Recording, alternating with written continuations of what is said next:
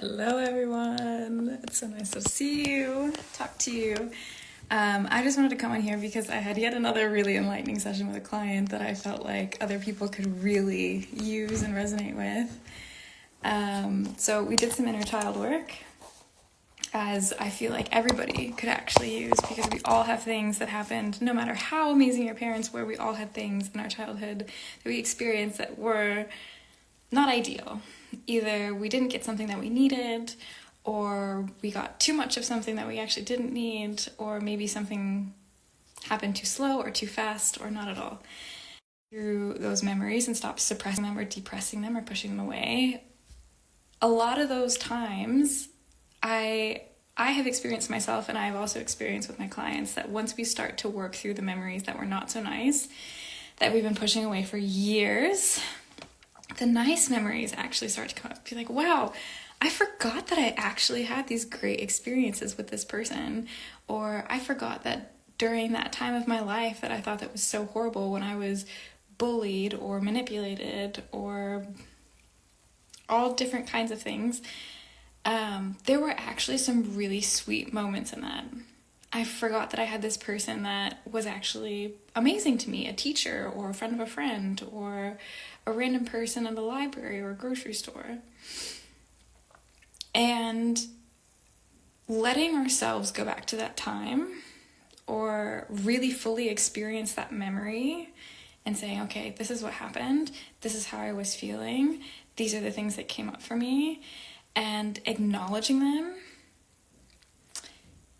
will then allow us to start working through them. And my absolute favorite tool for starting inner child work, if you're at all interested in getting into it, is writing it out. And if you don't feel comfortable doing that alone, please contact me. I'm so happy to do stuff like this. I'm so happy to create more lives like this. Writing out your experiences, how they affected you, the feelings that came up, what we wish would have happened, and what we truly needed back then.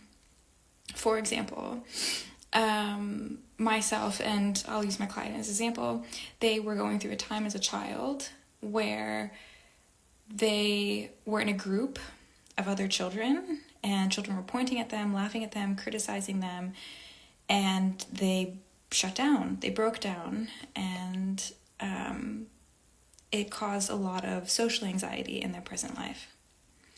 And at some point, or at that point when they were a child, it programmed their brain in that moment to think, okay, when I'm around a lot of people in a social situation, I have a reason to be scared because this is something that could happen to me. And our brain uses that as a mechanism to protect us from experiencing things like that again. And it's important to not only create experiences in our day-to-day life that kind of rewrite that programming in our brain, like going out into social situations and experiencing nice, kind people, or if we do the work, or what I like to do is work with other people, is going into deep visualization and kind of like a guided visualization, almost a meditation, to go back into that moment, to go back into that memory as the adult self, as the kind, compassionate, loving adult self, or calling on another person that we felt might be more capable of giving that to us as a younger child if we feel like we're not capable, and giving that child what they needed in that time. So for instance, that boy or that child who was being criticized in a social situation needed somebody to come to them and protect them, to wrap their arms around them and scoop them up and be like, I got you. All of these other kids are going to go away. You're safe. I have you. You're held. Pick them up. Take them out of that situation that caused them so much social anxiety. And the amazing, beautiful craziness of that is that we're actually reprogramming our subconsciousness, that now in our day-to-day lives, when we go into a social situation and we're able to actually magically, somehow, if you want to say, go into another social situation and not experience as much social anxiety. I'm not saying it's a magic pill, it won't totally go away, but then you can step into that social situation feeling slightly better.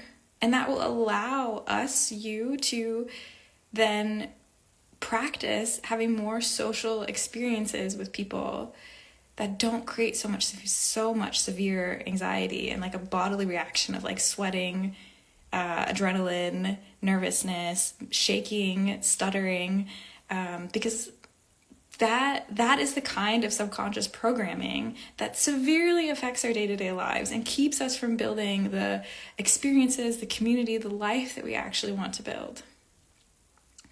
So for anybody that's interested in inner child work, I thought that this was just a really beautiful example as to work that we can do either by ourselves or if you'd like to reach out to somebody, either me or somebody else that's trained or specialized in inner child work, just, there's hope. Just because something happened in the past doesn't mean that it can't be changed to help benefit us in our future. And it doesn't have to so severely impact us. So I hope that reaches anybody that needed to hear that today.